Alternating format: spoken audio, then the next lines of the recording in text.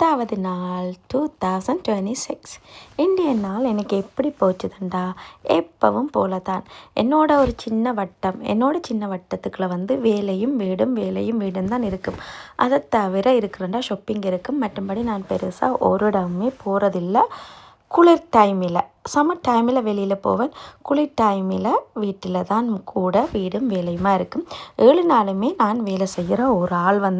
ஒரு நாள் கூட லீவு இல்லை.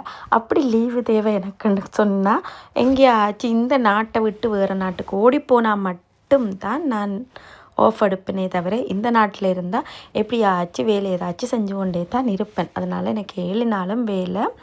இன்றைக்கி பார்த்திங்கன்னா வெளியில் போய் குப்பை போட போனாங்க. 2 கிழமைக்கு ஒருக்கா தான் வீட்டு குப்பை எடுப்பினான். ஸோ அப்போ 2 கிழமைக்கு ஒருக்கா சேர்த்து வச்சு கொண்டு இருக்கலாது. இறால் கோது நண்டு கோதண்டா மணக்கும் தானே.